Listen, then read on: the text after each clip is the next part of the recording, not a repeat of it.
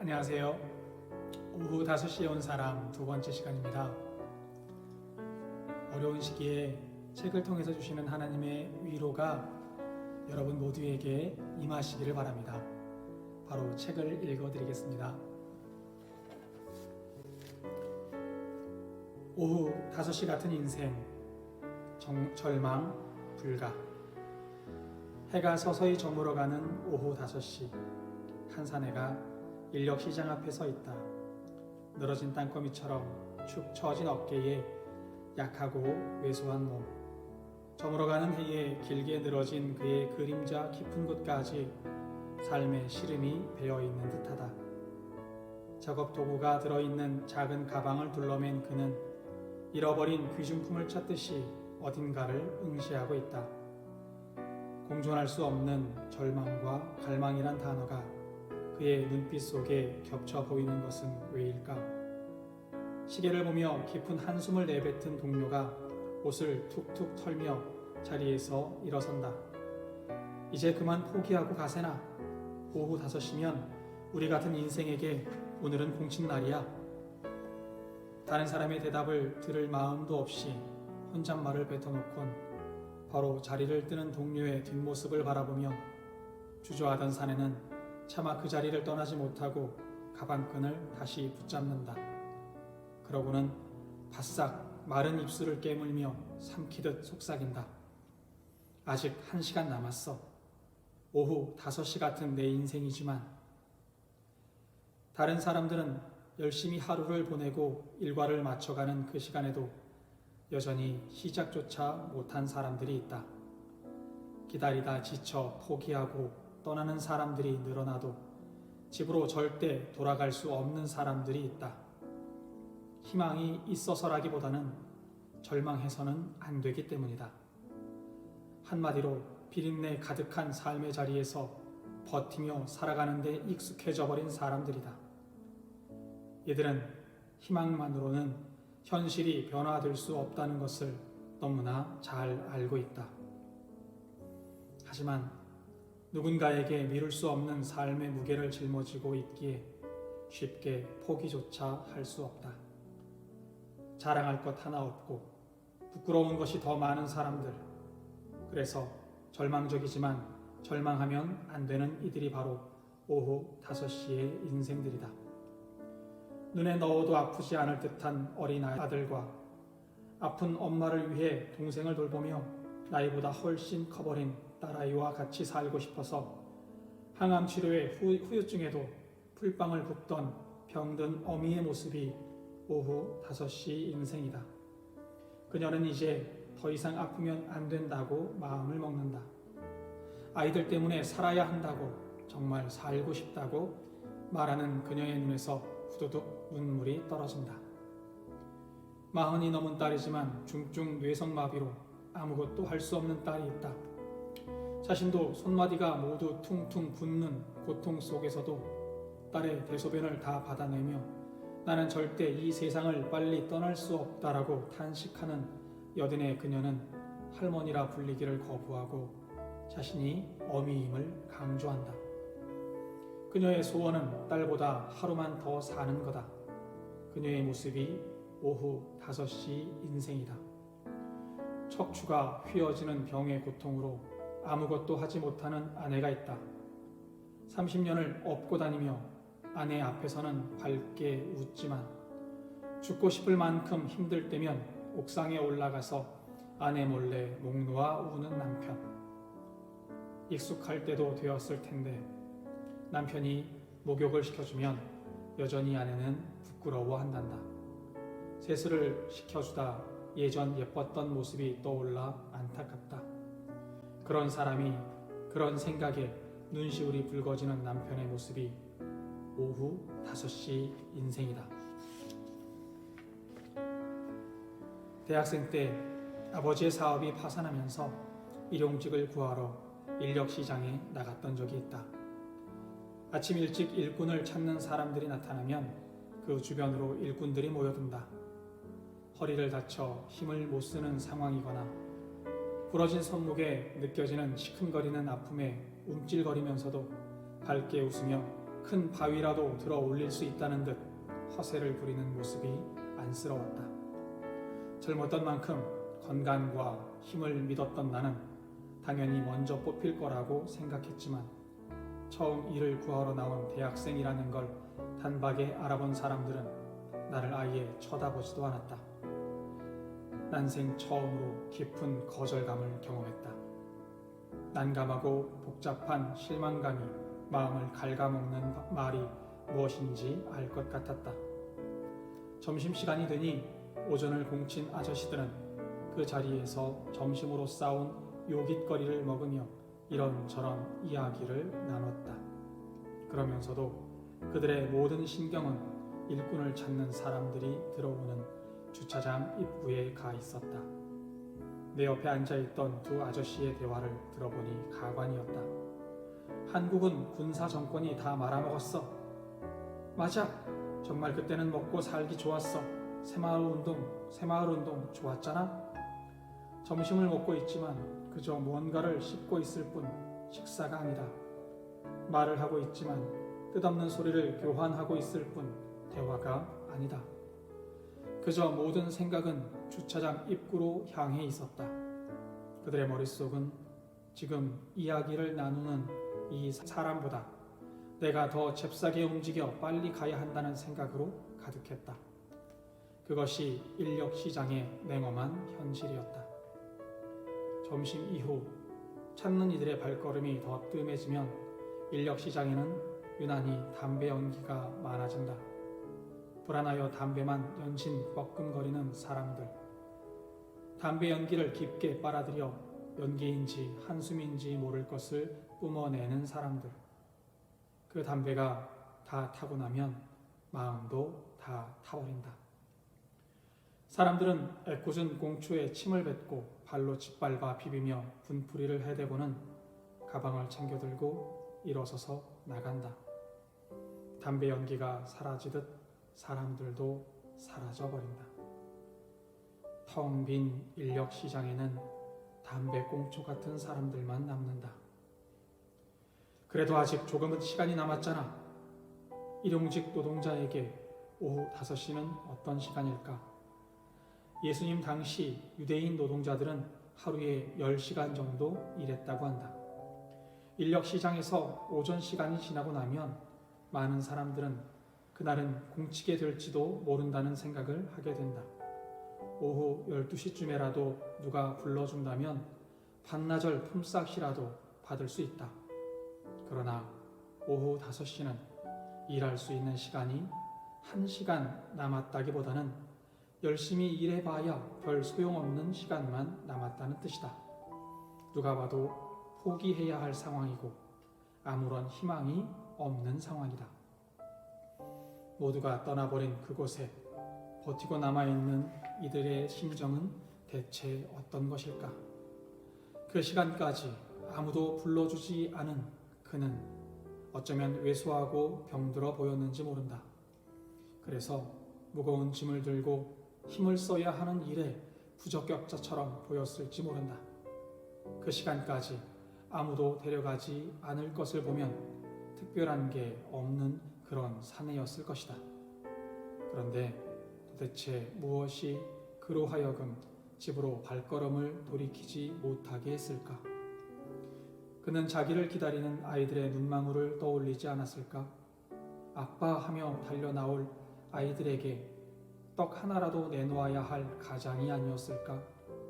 오늘 그가 먹을 걸 가지고 들어가지 않으면 내일 아이들이 굶어야 한다는 그 절박함이 모두가 떠나버린 자리에 여전히 남아있게 한 것은 아닐까?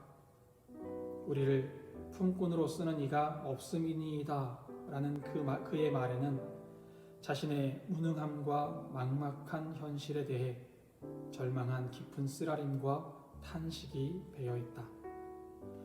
이처럼 오후 5시 같은 인생을 묵상하다가 미국 대공황 시절에 제임스 브래독이라는 권투 선수의 이야기를 담은 영화 신데렐라 맨이 생각났다.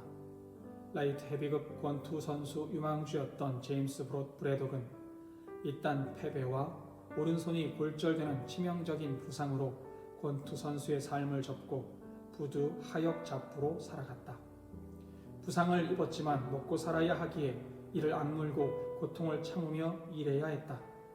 제발 나를 써달라며 통증을 참고 무거운 짐을 나르는 그의 눈동자에는 처절함이 담겨 있었다. 그러다 대공황의 물결 속에서 한겨울에 최소한의 난방도 할 수 없게 된 극도의 가난 앞에서 감기와 폐렴에 걸린 아이들을 포기해야 할 지경에까지 갔다. 아이들과 같이 살고 싶은 마음에 자존심을 접고 챔피언 클럽에서 동전 몇 푼을 구걸하는 것도 마다하지 않았던 아버지 제임스 브래도. 그의 처절한 모습이 바로 오후 5시에도 그곳을 떠나지 못하던 인생의 모습은 아닐까? 이런 인생에 찾아오는 한 줄기 희망이 있다. 바로 우리를 부르시는 하나님의 은혜이다. 하나님은 오후 5시에도 일꾼을 찾으러 나선 포도원 주인처럼 끊임없이 그분의 백성을 찾고 계신다. 자랑할 것은커녕 부끄러움밖에 남은 것이 없는 사람에게도, 절박한 심정으로 그저 버티고 서 있을 뿐인 사람에게도 그분의 나라는 임하신다. 어쩌면 하나님의 나라는 이런 사람들을 위해 준비되어 있는 것인지도 모르겠다. 주님은 자신의 공로를 내세우며 구원을 가로채려 들던 유대 종교 지도자들에게는 통렬한 메시지를 주셨다. 그러나 오후 5시의 인생 같은 절망의 유대 땅을 향해서는 희망의 메시지를 주셨다. 그분은 아무런 희망이 없는 자리로 친히 찾아오셔서 그에게 사명을 주시고 처음 된 자와 동일하게 채워주셨다. 이것은 지금도 마찬가지이다. 낙심과 절망이 가득한 세상 속에서 하나님이 우리의 소망이 되어주신다. 마지막 순간까지 하나님은 우리에게 기회를 주신다. 모두가 끝장이라고, 더 이상 희망이 없다고 말할 때 일말의 자존심조차 완전히 무너져 버린 것 같은 상황일 때도 하나님은 우리를 포기하지 않으신다.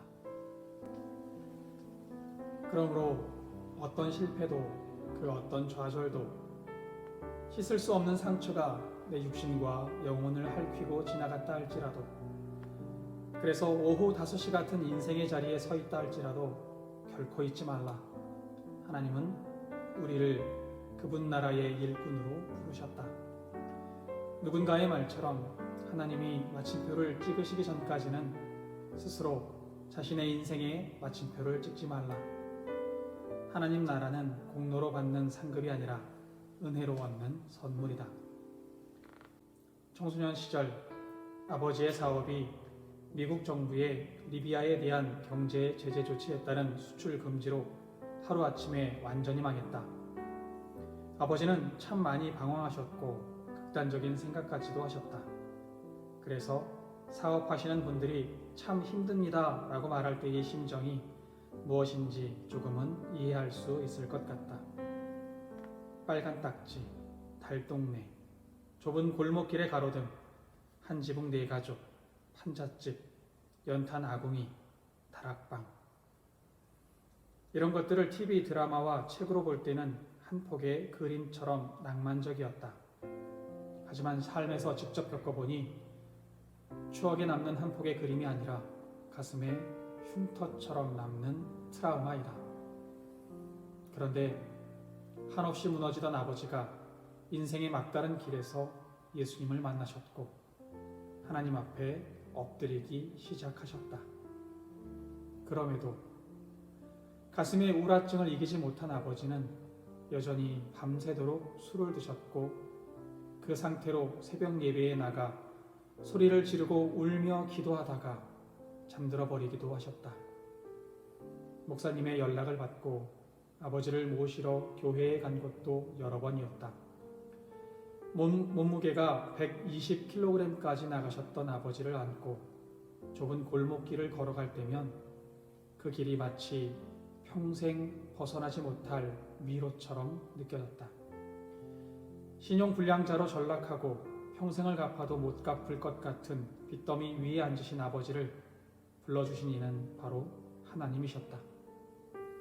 하나님은 아버지의 환경을 바꾸신 것이 아니라 아버지를 바꾸어주셨다.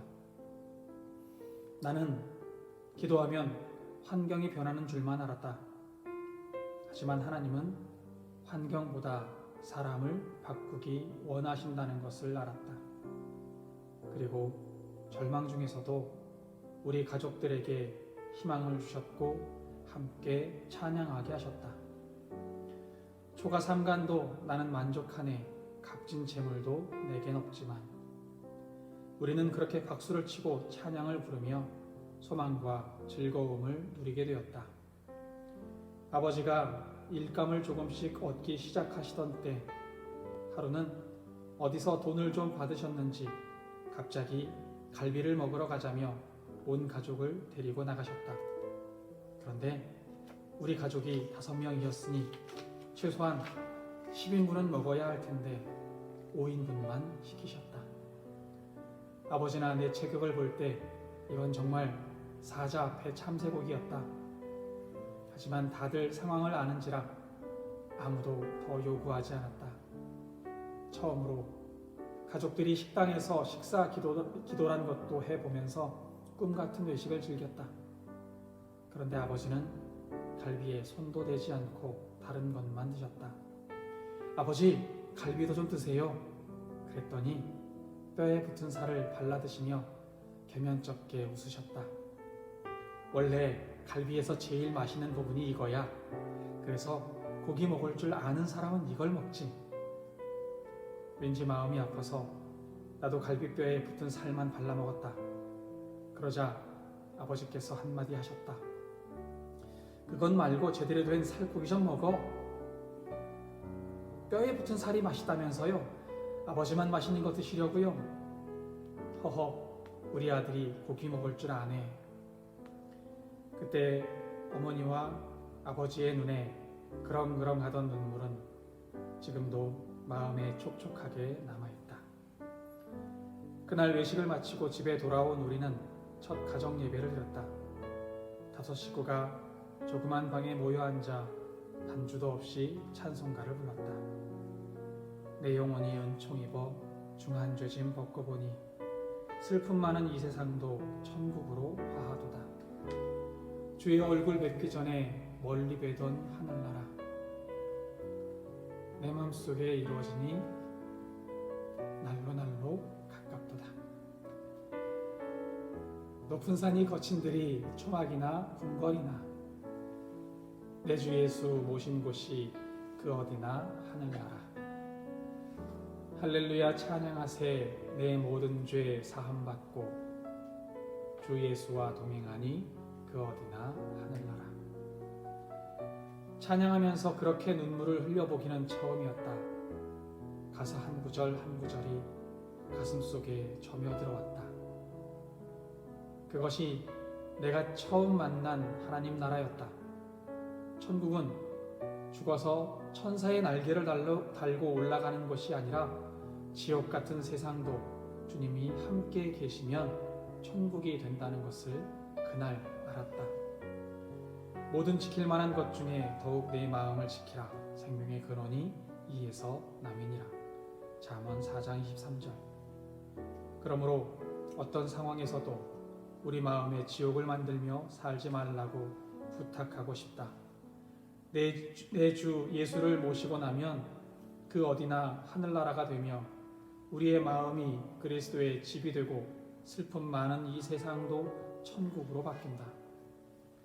절망과 한숨 속에 아무것도 보이지 않는 순간이 와도 하나님 나라는 우리를 향해 열려 있다. 내가 가서 열어야 하는 문이 아니다. 이미 열린 문이 저 하늘에 있다. 하나님 나라는 내 공로나 능력의 결과로 주어지는 것이 아니라 오직 은혜로 주어지는 것이다. 지금도 예수님은 우리에게 이를 도전하고 계신다. 그래서 우리에게는 아직 희망이 있다. 오후 5시 같은 인생을 살던 신데렐라 맨의 주인공 제임스 브래독은 아이들과 함께 살기 위해 권투 선수로 재도전한다. 뼈가 드러난 앙상한 몸에 부상까지 안고 권투 선수로서는 할아버지라 불릴 만한 나이에 그는 다시 링 위에 선 것이다. 내게는 시간이 별로 없어. 독백 같은 그의 말에 오후 5시에 부름받은 품꾼의 마음이 엿보인다. 그의 재기를 위해 자신의 재산을 팔아가며 돕는 친구가 있었다. 모두가 미친 짓이라고 말하는 그 일을 위해 온 힘으로 그를 격려하고 돕는 친구였다. 그의 도움과 부두 노동자 친구들의 눈물 어린 후원 속에 그는 다시 링 위에 섰다. 아무도 예상하지 못했던 그의 재기. 그러나 그는 미국 최강자들을 차례로 쓰러뜨리고 챔피언 결정전에 오른다. 이 사연을 아는 사람들은 제임스 브래독을 신데렐라 맨이라고 불렀고 그의 가슴 시린 재기 스토리는 대공황의 늪에서 절망 가운데 살던 미국인들에게 희망이 되었다. 그는 승리를 이어가며 마지막 경기에 오르게 된다. 경기 중 2번이나 상대 선수를 죽게 했던 맥스 베이오와의 챔피언 결정전에서 치열한 공방전 끝에 그는 결국 15회 판정승을 거두며 온 세상을 향한 희망의 신호탄을 쏘아 올렸다. 재미있으셨나요? 이 책이 힘든 시기, 힘든 삶을 살아가고 있는 우리 모두에게 위로가 되기를 바랍니다. 또 책을 읽으면서 주님께서 나와 함께 하시는구나, 주님께서 나를 안아주시는구나 라는 평안함도 느낄 수 있기를 진심으로 바랍니다. 다음 시간에 뵙겠습니다. 감사합니다.